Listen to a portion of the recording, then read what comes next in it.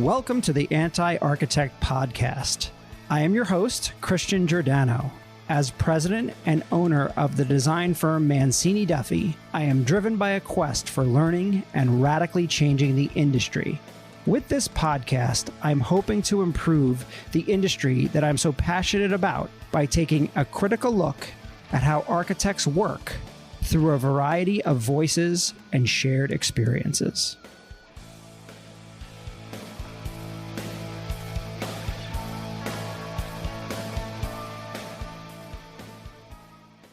Hello, Anti-Architect Podcast listeners. I am excited to have Noelle Via Borda as my guest here on the Anti-Architect Podcast. Noelle is the Senior Program Manager for Workplace Design at Adobe, which she joined in 2019. Adobe is probably best known for its groundbreaking, innovative, creative cloud suite of software, such as Photoshop. I would assume everybody knows that. At Adobe, Noelle focuses on the workplace ecosystem, which is the global future of workplace strategy, inclusive design, employee engagement, and refining of the vision of the future of Adobe's workplace. She is dedicated to creating an awesome employee experience and designing policies, processes, and environments for a digital-first future. Noelle previously worked at Adobe's California office and has just recently moved back to the East Coast. So, Noelle, thank you so much for being my guest here today. Yeah, thank you, Christian. It's great to be here. Awesome. So I would love to talk about one of my favorite subjects, both on the podcast and sort of, outside of the podcast. And that is really the pandemic and the changing of the workplace, right? And, specifically the office, as an architect, architecture firm that we have, we design a lot of corporate office space, right? And it's really, luckily, it's not the only thing we do. We do many different types of work, but we're very well known for corporate office, and especially in New York City, where it's a big market. And thankfully coming back a bit. So, I'd love to get sort of your narrative on kind of a bunch of different things with it. So, when I think of my own office, right, pre-pandemic, it was all about the socialization that we were there, the culture that we created. And then, everybody was there 5 days a week. And, as sort of, I guess I'm not too much of a clock watcher, but, I would definitely notice if it was light on a certain day and, all of those kind of things. And ever since the pandemic, that's really shifted and changed for us. And we're 3 days a week in the office, 2 days. And, it's definitely something that many different companies are either struggling with or embracing. Where do you see sort of that, post-pandemic office world going?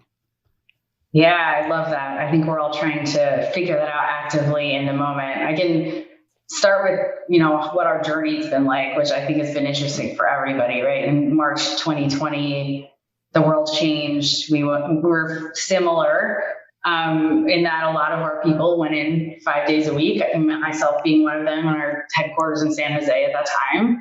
And we all moved into a fully remote workforce overnight.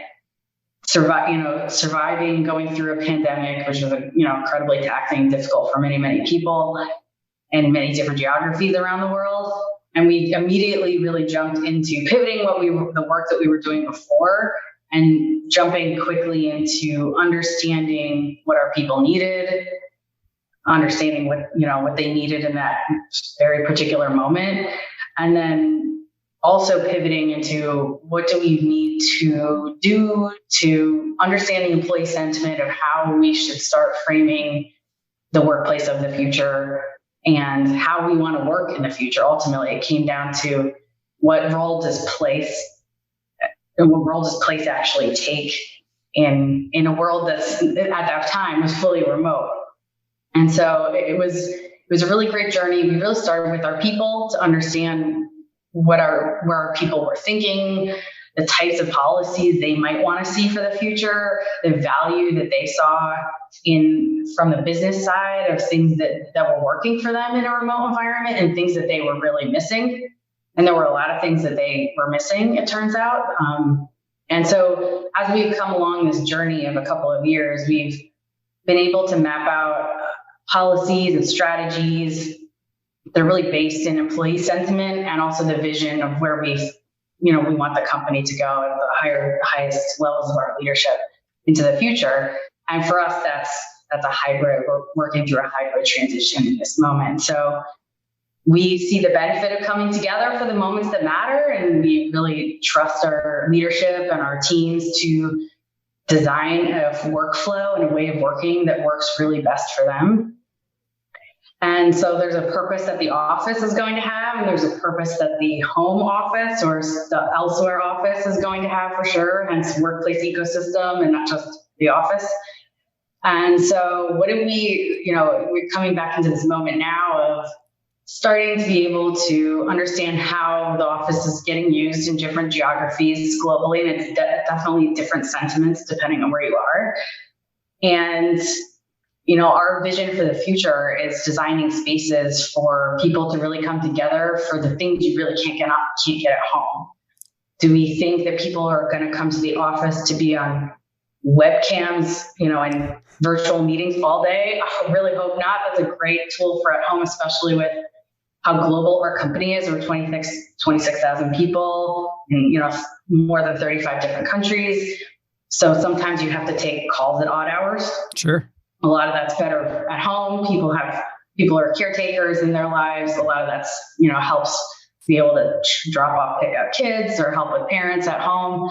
But there's a lot that the office brings to the table for us. So we see an office that isn't as much centralized on the desk anymore. I know we used to have tons of desks in our offices. I'm sure you did too. Lots of people lined up in the open plan, and we're really taking a look at what our strategy needs to be for the future for supporting community, supporting culture, gathering, as well as, we have this new concept called an on-site, off-site that we've been testing with teams to see how do you do that hybrid, how do you do that remote, and how can we start to bring that together in person and create an interesting in-person but also hybrid experience. We've learned a lot through that too. So I think it's all about those coming together for the moments that matter is what we're designing for. What that output is and what all the details of that space is, we're still trying to figure out. Okay, that's good to know. Yeah, absolutely. And I think there's been a bit of a shift. I've noticed it over the last few months, really, where, especially in our office, we give an option and the office is pretty crowded all the time. And I had a bunch of business leaders in our office about a week ago, and one of the founders of his particular company, I was touring him through the office, and he said, "Oh my God, there's so many people here. How did you do it?" And he said, "I'm really jealous of that." And I remember him saying a few months before that is, "We don't need to go to the office. Nobody needs to go to the office," kind of thing. And then he was jealous of the fact that we had probably there was good, 60, 70 people in our office. And he was very excited to see that. And he said, "How did you do it?" And I said, "I'm not exactly sure, but, we're totally flexible. And we have a loose policy, right? Whatever that means, 3 days, 2 days. Nobody's keeping track, big secret, right? I mean, nobody's actually taking attendance, so who knows? But we also have created a culture where people like to be together, and we as designers and architects, we do collaborate on things. I mean, for real, we need to sit at each other's tables and desks and look at samples and look at drawings and really try to interact with one another and figure things out together. And it certainly works better in person than it does, in a virtual environment. You said something that it struck me. I never thought about this until just now. When I worked, one of my first jobs was at a large architecture international firm, and there was a China office. And I'll date myself here, as before cell phones. And if there was a call, you'd have to wait in the office until that call would happen, or get up really early. Like you'd have to be there at 4:00 in the morning or something crazy like that, right? For these calls to happen. And oh, what a nightmare. So I can only imagine just an international play. This is so much easier being able to just pick up a video and call in, from wherever you are. You've also lost the stigma of looking at someone in their house. And again, I'm learning as we go. And if I'm learning, I'm assuming, many, many others are as well. When I look and I see someone in their house, I don't judge them as lazy person not going to work. I just know this is the day that they're home. Right? It's totally fine, totally acceptable. So there's a change in all of that. So I want to read you a letter because I'm curious to get your reaction from this. I like this. Because I posted this letter and I got all sorts of interesting, back and forth about it. I never responded to the comments. Really try not to because, there's so many crazy people. But in general, this is so I want to read you this letter and get your reaction. So the subject is to be super clear. Everyone at Tesla is required to spend a minimum of 40 hours in the office per week. Moreover, the office must be where your actual colleagues are located, not some remote pseudo office. If you don't show up, we will assume you've resigned. The more senior you are, the more visible your presence must be. This is why I live in the factory so much of the time, so those on the line can see me working alongside of them. If I had not done that, Tesla would have long ago gone bankrupt. There are, of course, companies that don't require this, but when is the last time they shipped a great new product? It's been a while. Tesla has and will create an actual Tesla has and will create and actually manufacture the most exciting and meaningful products as a company on Earth. This will not happen by phoning it in. Thanks, Elon. When you saw, I assume you saw that letter, what was your reaction to something like that?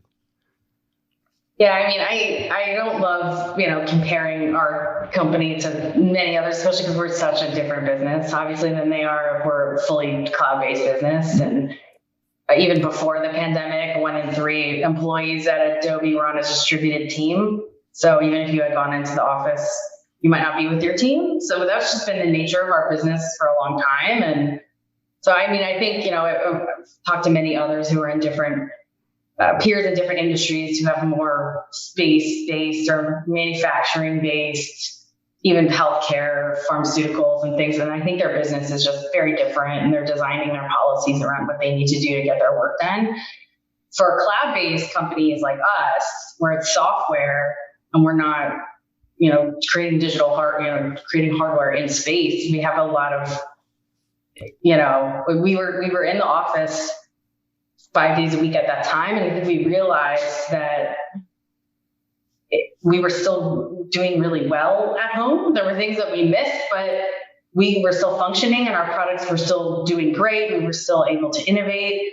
And I think we're just in a different, our business case and what drives us as a company is just a little different than especially something that's physical, it's cars. Sure. No, but there is definitely there's a lot of tech component to him, right? There's certainly aspects of that company that you do not need to be present for. I'm sure there's plenty of coding and programmers. But I will say the reaction that I got to that was very mixed. Some people were like, right on, that's it, 5 days a week, get your butt into work. And others, really kind of said that, this is ridiculous. And obviously, I think a lot of it is tongue in cheek, although who ultimately knows? He did say you could have an excuse and they would grant it. So, just like anything else, hedging a bet. But do you think that, just not speaking about Adobe in general, but do you think companies can build a culture without a physical space? Is that even possible? I think some companies are right now, especially some of the newer ones. We've seen others, GitLab and Automatic, really create remote forward companies. I think the thing that they're doing that admire that they're doing is that they have a very different infrastructure to allow for async tools. They're enabled in a very different way. And for us, we're going through a lot of transformation still into how we can leverage both synchronous and asynchronous communication. I don't know all the dealings of all the details of, but I've heard that some of them have even gotten off of email, which is kind of magic. How do you not need email anymore? But when you actually are just working on the project with a project team, and you have all the async tools to support you in how you do that aren't reliant on synchronous meetings all being in person or email. There's a load of other tools out there that I think the world is yet to tap into, and it'll be really interesting to see how that goes to can you design a future that is very different than it is today in terms of productivity tools, for sure. Cool. Can you define sort of asynchronous and synchronous in the way that works with you guys? I mean, I know the meeting. Yeah, sure. So we, for us, synchronous is really that together at a certain time, regardless of what time of day it is. For you, you're present in a meeting, over a video conference call, or in person. Asynchronous is all the chat features, messaging, Slack, and all the things that can kind of happen without you having to be present. So maybe somebody types something, you go away, 20 minutes later, somebody responds, you keep kind of building along that conversation. And some work, lots of work, can get done really efficiently in that way. We use a lot of really great digital whiteboarding tools and things like that too, to mark up and leave comments on work. We especially use that a lot with architects. Mm-hmm. A lot of our work is so visual, and we don't always have time for like a 3-hour review, especially with as we've all gone home. I can't tell you how many finished samples have been shipped to my house, and I lay them all over the ground and I lay them out. You can kind of do that synchronously, but it's also helpful to be able to, see an entire environmental graphic design package laid out in kind of a digital whiteboarding tool, and be able to kind of mark it up without having to do like a 4-hour review live with all the designers. Sure. It's just a really great way, because I'm on the East Coast now. A lot of my cohort and a lot of the designers I work with are on the West Coast. I do projects in Europe. I do projects in India, Tokyo, all over the world. So for me, I think I would, async is sometimes the only way I get to communicate with teams sometimes. So I'm sure. Certainly vital. And I think it will tend to get more useful over time as we get better at using it. So as long as I can remember, we've always been talking about the office of the future, right? I guess, and I feel a lot of it was, marketing kind of shtick as we'd go along, and, this is what your office is going to look like, not really knowing. But I feel like now we're we really need to figure out what that office of the future narrative is, or it's we need to control that as, someone in your position, someone in our position. And I think kind of keeping that holistic makes a lot of sense. And so what for you, I guess my question is, because it's in your title, what is digital first future? Yeah, sure. So, for us, this is part of our vision for the future of work at Adobe, or all the way up from our leadership all the way down. We believe, we're a digital transformation company, we're a digital experience company, and so we're inherently a digital first company. And so why wouldn't it make sense for our workplace and our workforce to also be centered around what our business is being built out to do? So for us, this is us being able to embrace people who are not in the same location as you all the time. Obviously, we have a growing remote workforce that's slowly kind of growing over time. We have people who have relocated to different parts, or like myself, who relocated for personal reasons to different parts of a given country. And ultimately, we're totally global, so we have to be able to virtually connect and not rely holistically on analog tools or as much, and in-person requirements certainly as much as we have in the past. And so part of this is, how do we get from that physical whiteboard to a digital whiteboard where everyone can, sync in a way that is live and collaborate with each other.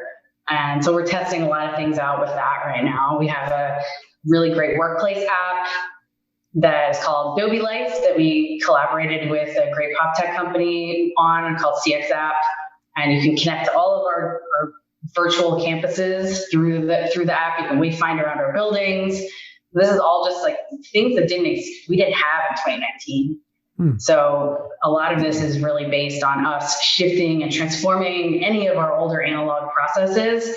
We have maps on the wall. Like, what can we disrupt and turn digital so that we can be a little less analog about how we go about doing things? I mean, we are the company who took, paper signatures to the cloud and sent them around to email to everyone who needed them. Yeah. So we're really applying that same concept and that same methodology to our workplace too. I would agree. If anyone could do this, it's Adobe for sure. I think if I remember, I probably have the statistic wrong, but like the average Photoshop user only uses like 1% of what Photoshop can actually do. It's something ridiculous like that. It's such a powerful program. But people don't realize. I mean, there are those that obviously really know what they're doing with it. But it's an amazing piece of software just in general, and there's so much. Absolutely, it's getting smarter like by the day with Adobe Sensei and I remember when I used to have to I've been a long time Adobe user, and I used to have to kind of hand trace around a person to like cut out the background. Like, that can be done in 2 seconds now. It's amazing. I know, it's awesome. It's really great. So continuing on the workplace side of things. I've said this before, I believe people go to work for money, purpose, or to be around other people. Why do you think people go to work?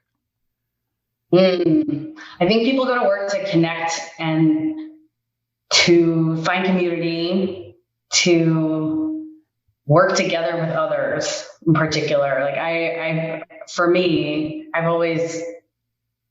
been very lucky to be able to work for companies where I love working on the teams. The teams are incredible. The people beside me are some of my best friends, and we're in it together for better or worse. We're going to make this awesome project happen together.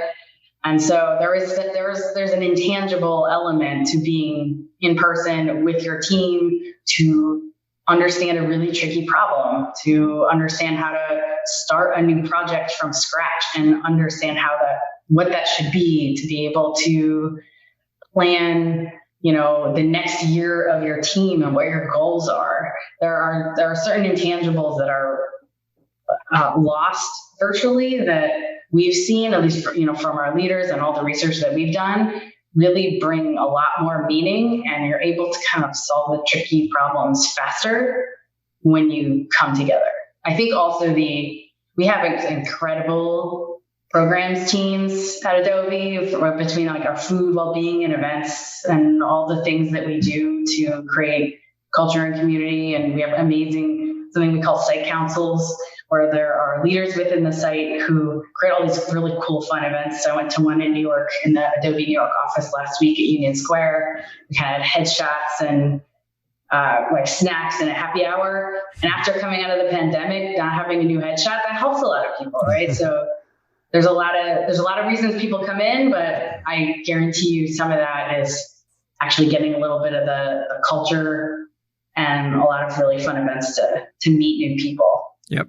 Yeah, absolutely. How can you define inclusive design? Sure.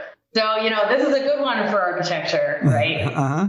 Because diversity and inclusion is still a big goal that I think the industry has a long way to go with. So it's a great one. So inclusive design and universal design are, sister terms, but ultimately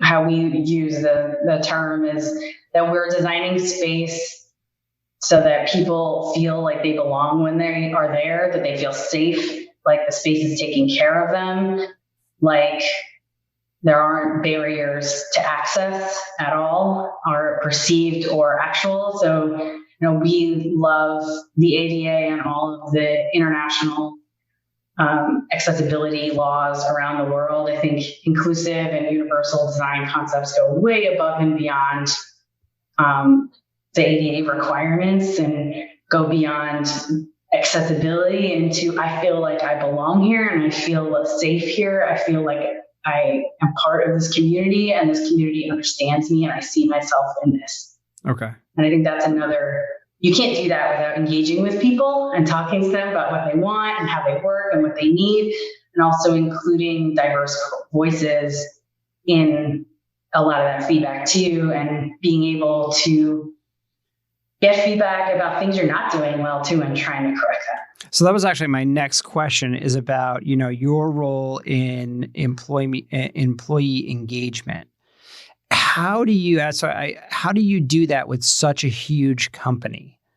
How do you know you're touching the right people, or as many as you can? Like, how can you describe that? Yeah, sure. That's a great question. So I actually sit on the workplace experience team. We do workplace design, workplace strategy and research, and also food well-being and events and all the programs. So when I say engagement, we actually the people across all of our teams actually overlap with engaging employees across all of our programs and all the things we do for different purposes, and share insights, which is incredibly helpful. So sometimes we will do research on a project, much of the way that you're very much probably used to, is kind of before programming and being able to interview leaders, send out surveys, do some focus groups, do like a lemonade stand and ask people what they want from the space. Sometimes we do things around specific research topics. We did a lot of surveying and tons of global focus groups before we rolled out a lot of our newer policies around remote work, relocation, and things like that have happened over the years, in the last couple of years, that formalized some of those policies a little bit more. And then we also do a ton of engagement on the events and the well-being and the food side to say what kinds of things kind of things would you be interested in coming in for?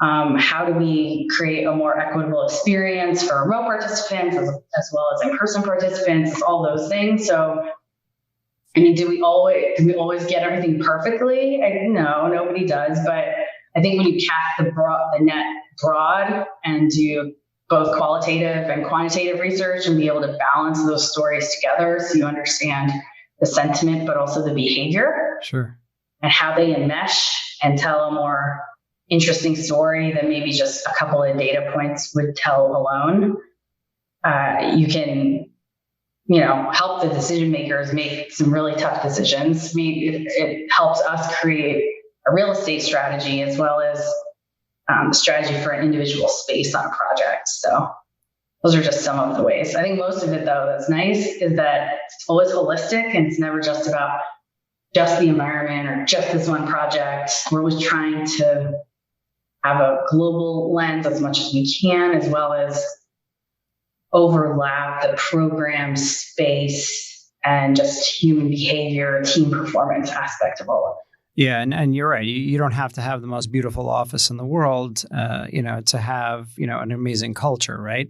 It certainly enhances it, but the two can actually be separate. So it is a holistic approach, right? If the leadership isn't great, then the company's not great. It's one of those kind of things. So you've got to. It sounds like it's very well-rounded in how you approach all of that. Yeah, we do. We definitely do our best. Luckily we've been able to get folks on our team actually come from those sides of the business. Like, I'm a certified interior designer by trade myself, so I actually understand your world very well, and I'm able to explain the architecty language to everyone else who doesn't know all the jargon, as well as people who've been researchers and consultants in their background, or professional chefs and psychologists, and we have lots of folks with circuitous careers who it actually helps to have That's a cool. funky, interesting, strange career in our team. So looking back, sort of your backstory. So where did you go to college, and you started as an interior designer? You said. I actually was an English major in undergrad. Oh, funny okay. enough. Cool. Going way, way, way back. I have a literature and English degree with a comms minor, and was a newspaper journalist for a few years. So that went through a digital transformation. I'm sure you know it was paper back then. We were talking about who got the article above the fold and things like that. And I went back to school for interior architecture at Drexel in Philadelphia, and really found, I think, my calling in creativity, deep research, and understanding people, and being able to have a conceptual idea and actually have people interact with that in a physical, environmental way.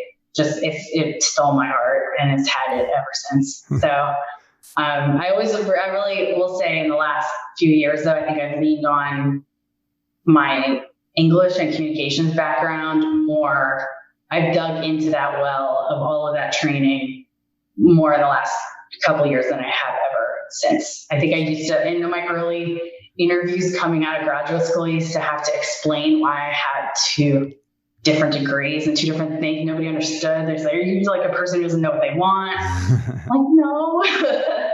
But I've come to really value the fact that I have varied experience, and, you know, being an architect yourself and leading a firm. I know you probably know that architects, could add some more communication skills to their repertoire, I imagine. And definitely, it's been a really useful tool to be able to talk to clients. My former career being on your side, and now doing in what I do now, it's a lot of making sure everybody's on the same page, making sure everybody understands the ramifications of everything. There's a lot of communication involved in all of this. So coming out of Drexel, where did you work in the field? I came right into Gensler, New Jersey, Morristown, and then to New York. Okay. And was there for 7 years. Nice. Okay. That's great. And what did Gensler... It was a great baptism of fire. It's super fast paced. biggest city in America, right? New York, there's nothing like New York architecture. Did you work on the workplace side in terms of workplace strategy, or was it more on the interior design side? Yeah, so I was in a design studio, and I was one of those. I think I was a little one of those folks who never wanted to be in a bucket. So we had lots of different studios at the time, and strategy and brands, and and the interior designers, and I was one of the bad actors who just wanted to do a little bit of everything. And still use my research background and my strategy background, as well as being able to design it. And so I have incredible leadership and mentorship through many, many design directors and strategy directors who said, yeah, we totally know you can do all of it. Do whatever you want. Don't be held back by the boundaries of how we're structured, and you're great. Go for it. So sometimes I would do change management and no design. Sometimes I would do strategy programming and go through the whole design process. Sometimes I would just do the design. It kind of depended on schedule, but I always wanted to be able to keep the strategy skills sharp as well as the design skills sharp. I think there's something about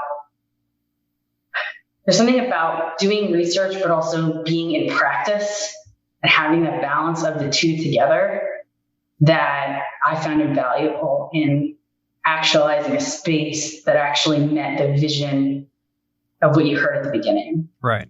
And I always felt like there was something missing when you get handed this big research book to somebody who wasn't part of the process. And then a lot of it just gets lost because they weren't there. They didn't hear any of the feedback. Yeah. And maybe they weren't even part of creating it. Yep.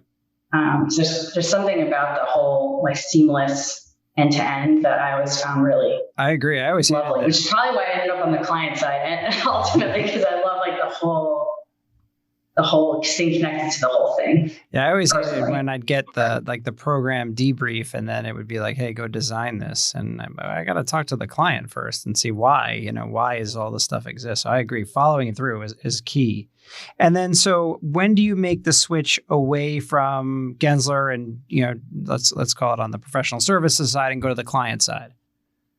Yeah, so I was in New York. I had I had my first baby in New York City at NYU Langone.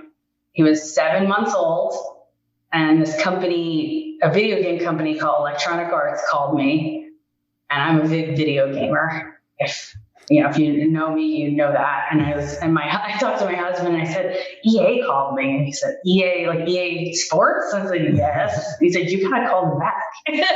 I said, okay. Sure. And previous to that, I had worked with a really large client on a tower of 5,000 engineers. It's a brand new skyscraper in Philadelphia. And I worked with them for like 6 years. Okay. And it was my only client. And I kind of fell in love with their culture. And I liked having one client. There was something about that. Oh, interesting. That I felt enmeshed, like people at the office knew me. You start getting mistaken for an employee because you're there so often, you're like fully embedded. So even leading up to that, I had been curious about what it would be like if I went to client side. And so when it was the right opportunity, I jumped. And They said, you want to move out to our headquarters in Redwood City? And I said, when? And they said 3 weeks. And then I said, okay, I have a 7-month-old. Wow, good. But we made it happen, and it was great. And so I spent the last 5 years out in California. I joined Adobe about 3 years ago. Okay. And what brought you to Adobe? Oh, the team was incredible. I got to know them when I was at my previous company, and the global workplace experience team is just an incredibly special team. We sit within the employee experience organization, HR organization, and there was something incredibly enticing about being close to the people making decisions. I know a lot of real estate organizations sit within finance, and there was just something special about what Adobe was doing. They have beautiful offices, and I got to know their team, and they had an opportunity, and the rest was history. There's something to be said for building relationships that leads you to your next career without you actually having to do all the work to find it yourself. It's kind of great. Who's designing the Adobe offices? Is it various firms around the world, or is it like Gensler doing all of them, or? It's pretty varied. So we are finishing we finished a beautiful new second phase to our Lehigh office in Utah recently. That was with WRNS and Gensler. Our North Tower project is a Gensler project. And then we work with various firms like Studios Architecture in Europe and various other ones, depending on kind of the location. So we do regular RFPs and go out to the street and ask folks to interview and kind of go through all that process. We just finished our new New York office in Times Square and are going into renovate Union Square with M. Moser. So it kind of depends on the location and see who wins the day through the RFP process. Of course, yeah. As they say. I know that game very well. And then are you involved in all that decision making? Yeah. So we all, there's a few of us who oversee a lot of the workplace projects. And so we partner really closely with our real estate team. We have a PMO organization. We all have a global site operations organization. And we're a pretty tight group of people. We understand that we represent different sides of, Adobe's interests and parts of our business. So we really work closely together through all those processes to make the right decision for the project. And we continue to partner as we go along. So we don't have kind of single decision makers at Adobe. We usually partner together with different groups so that we make sure we're staying close to the operations and the local leadership at the site, who are obviously really influential in the business. From a design perspective, we create these amazing workplace guidelines, but we also have to adapt them to the local community. Sure. We don't have super rigid guidelines, so it's we also partner really closely with our brand team to make sure we have incredible brand experiences on our site, some of them digital, some of them more analog, kind of wall coverings and different things. And of course, our kind of Adobe branded elements throughout our spaces. So lots of stakeholders, which makes it a fun. I think that's a pattern in tech. We always have like lots of stakeholders and decision makers, which sometimes was a little challenge in that because there's always a little bit of tension depending on what each of our team's priorities. But, I think teamwork makes the dream work for us. So we make it happen, create beautiful space, listen to our people. And yeah. What are some of the spaces or buildings that Adobe's doing right now that you're allowed to talk about, that you think our listeners would find interesting? Like, I know there's the building in the 100% electric building in San Jose, and there was something you guys spoke about at NeoCon. What are some of those things as we kind of like begin to wrap up a bit?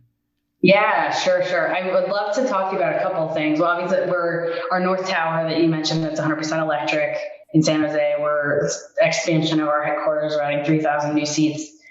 We're super excited. It's slated to open in the early next fiscal year. So we're very excited about that. It's San Jose is where Adobe was originated 40 years ago. We're actually turning 40 this year. It's just so crazy.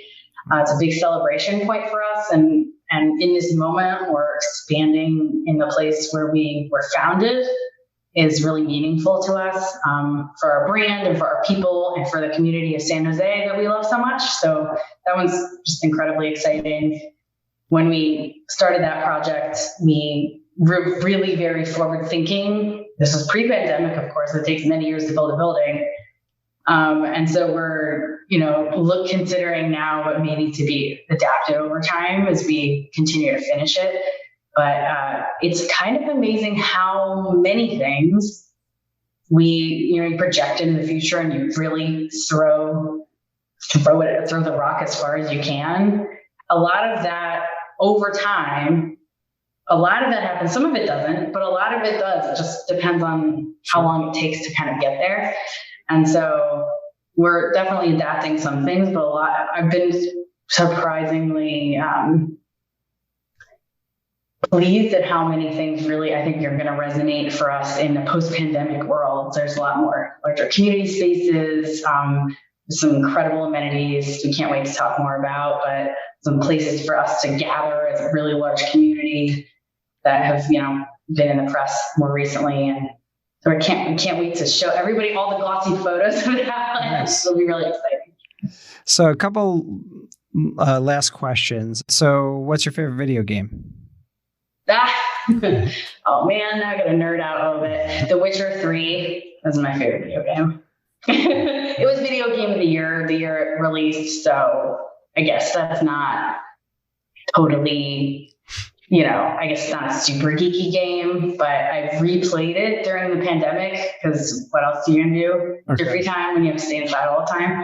And it's still good, man. It still holds up real well. I love it. That is great. So is there anything else that we haven't covered that you want to discuss? Yeah, I would love I'd love to do one little plug for an experimentation and some of the things that we talked about at NeoCon. Sure. So we founded this experimentation program called Lab 82. It was named after the year we were founded, named after, really created in the ethos of our founders. And it started as just a space in San Jose where we tested every year new workplace concept settings and things like that, and actually invited the employees in to give us feedback. It's kind of a cool brainstorming room. You were allowed to move anything around you wanted. It wasn't super overtly managed, so it was like power to the people.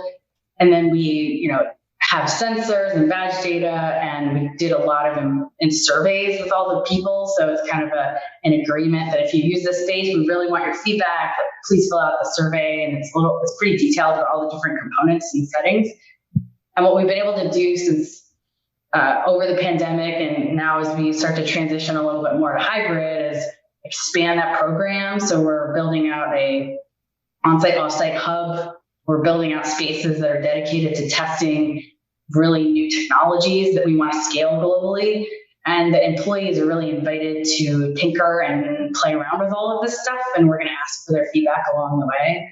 And we're also experimenting a little bit with what should the neighborhood of the future look like, which is incredibly fun. So the idea that there's a little less ownership over where one sits and people are a little bit more fluid in how they work. We call it dynamic work. Maybe we should consider thinking about our neighborhoods in different ways than before, because the desk doesn't quite matter so much. So if we don't have all these desks, what should all of this stuff be? Mm-hmm. So we're thinking a lot more about how to test for distraction-free zones and focus areas, and a lot more around just a hybrid connectivity. And what does that mean? And what is too much connectivity? Like, what are too many notifications? And what is like the right amount of connectivity?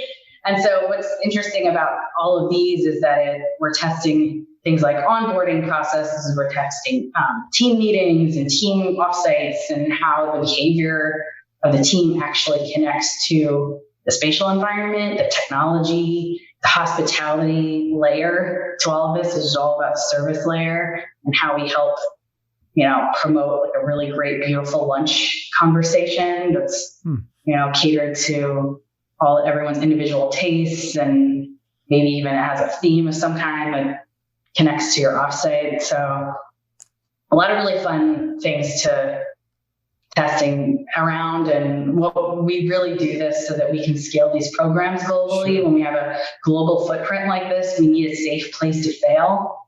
And we know that we don't want to do that across, millions of square feet of space. We'd rather do it in certain areas where it's okay to. And then the things that work, we promote, and the things that don't work, we either pass aside, or we keep working on it if we think there's something there, and we might bring it around next year and try something new with it. And it's nice because it's much deeper than just furniture or an architectural system or something. This is actually understanding human behavior and how we can design for it. That's which is great. Unique. That's great. It's unique that we have investment in a program like that. And you can really kick the tires and understand it, and then roll it out, or roll out portions of it. That makes a lot of sense. Yeah. Also makes it easier for the designer too, at the end of the day, because then they can make that thing look beautiful, and sort of the programmatic elements are what they are, and they're sort of tried and true, which is great. Very cool. Absolutely. Very, very cool. Well, listen, thank you so much for being my guest here on the Anti-Architect podcast. As far as you're very active on LinkedIn, you've written some awesome articles. So do you want to plug your LinkedIn and anything else?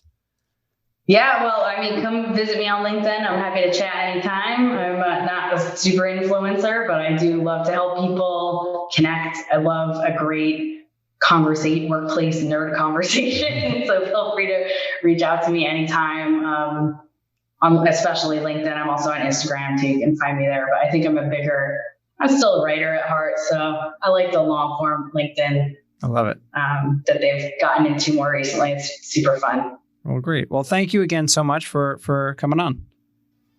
Thank you. Great to see you.